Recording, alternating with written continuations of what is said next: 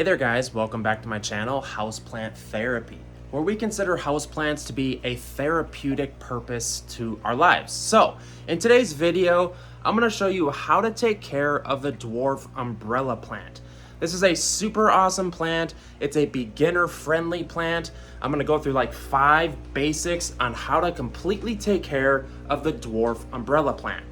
So things have been pretty busy around the house lately, and that's because wintertime is coming. And with all these houseplants, we gotta treat them for pests. It's always our goal to treat all the houseplants before winter comes for pests. I don't know why we do it, it's just how we do it.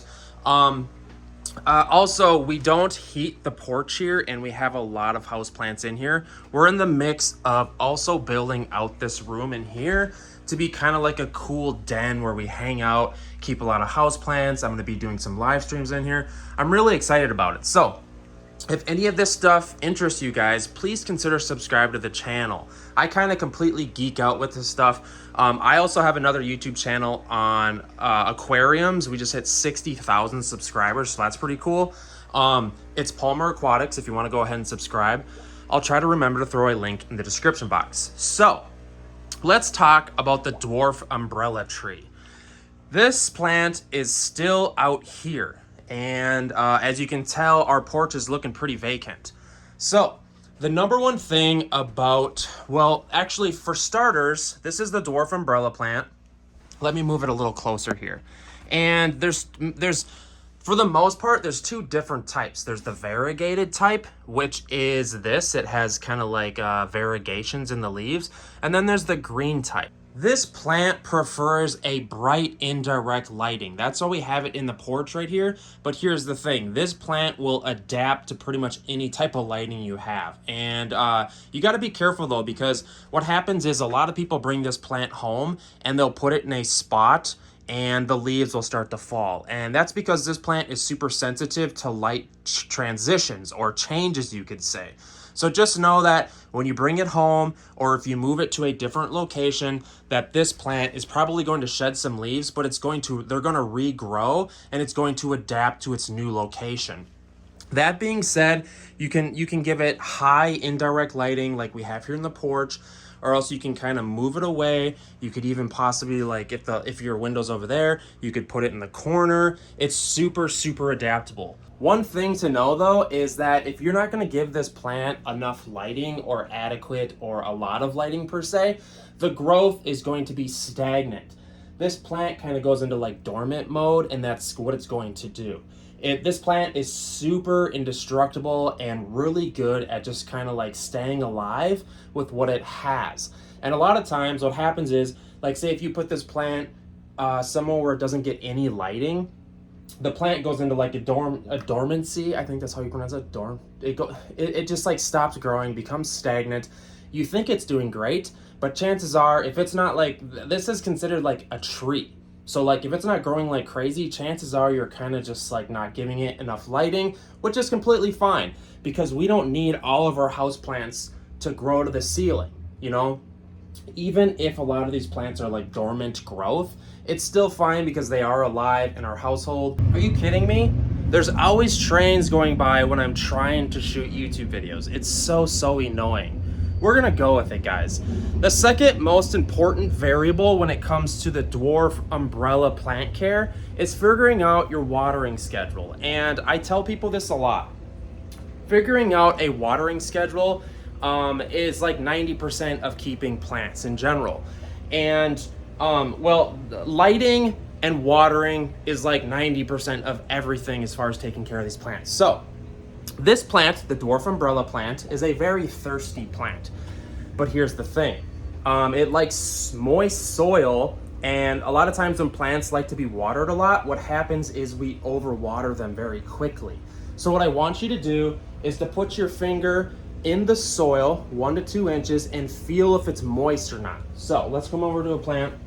This is a neon pothos. I will put my finger about 1 inch or 2 in there, and you will quickly learn when it feels moist. That means the plant doesn't need to be watered. Or you can lift the pot and see how heavy it is. You know, you will quickly realize, like, you'll start to learn each pot size's weight, and you can tell how recently it's been watered. So it's a thirsty plant, but you gotta be careful. I would say on average, people water these plants like once every week. And that's obviously gonna matter how much lighting it has, how much humidity, etc., etc. The third most important variable is to watch the plant. I know that might sound crazy to some of you, but start to look at some of the leaves. You know, a lot of these plants, you'll start to learn like what they want to try to tell you. You know, if you look at the plant and the leaves are starting to droop, chances are it probably needs water. But promise me you're not going to overwater it. What we want to do, we want to come in here, feel the soil. This one feels like it was watered probably a week ago. I can already tell because it's still moist. This plant likes a lot of water once a week, but that being said, there's a lot of times where we only give this plant water like once every 2 weeks, maybe even 3 weeks, because we live in Minnesota and it's just not that hot here. And a lot of our plants are honestly just kind of like in a dormant stage, but that's totally fine because it is what it is. And I mean, if you live near Canada, or if you live in Canada, it's obviously gonna be a lot different if you live in Florida. You kind of just have to adapt with your temperature, how much sunlight your plants are getting every single day. How low is the sun in the sky? There's a lot of variables, but look at your plant. If the leaves are starting to droop, chances are it needs water. If the tips are starting to kind of burn up and turn brown, chances are, you know, it could be a lot of things. But chances are the roots could be rotting, or else it's getting too much sun. But I don't know. That's probably not the answer because this plant can withstand like high indirect sunlight and a lot of it. So wrapping this up, this is a super easy plant to take care of, guys. The soil mix, you literally can't screw that up. Basic potting soil. This likes to be in somewhat moist soil, and that's you can't screw it up. You know, a lot of these house plants need a drier mix, you know, like a succulent mix. This plant can just be straight potting soil, and it's super easy to keep. Bring it home, put it in a pick where you want to put it in your house, and leave it there for a couple months. Do not touch the plant. I mean, obviously water it. If you're planning on repotting it, don't touch it for a couple months. This plant is extremely sensitive to like transitions, moving it. And if you have variegated leaves, it's gonna need more sunlight. I'm just recapping this for you guys. Water the plant once a week on average, maybe once every 2 weeks. Make sure you're not overwatering it because it can get scary. Other than that, guys, it's super easy. Don't freak out if this plant sheds leaves because that happens all the time. As you can see, we have leaves on the ground. So it's very normal. But that also being said, this plant is usually always growing new growth. So as you can see down here, I also have a propagation video on the other channel. If you're interested in propagating this plant, it's extremely easy. This is one of my favorite plants, especially for beginners. This is kind of like an indestructible, super easy house plant. I think that about wraps it up. This is an extremely easy plant to keep. Let me know in the comments section if you guys have any questions. I try to reply to most of the comments, so this is a really easy plant to keep. I try to keep these super basic for you guys because I don't want to like overdo it, because there's a lot of other super scientific videos, and I like to keep things simple. Like this can all be done in a simple manner. Please subscribe, guys. I love you guys, and I love chatting with you. Hit up the comment section. Without further ado, I'm really nervous today. I don't know why. So hit up the comments, like the video, please. This is what we do. Isn't this crazy? Look at all this pothos. This is a 6-foot long, 125-gallon aquarium. There's so many plants up top here that like none of the light even goes into the tank anymore.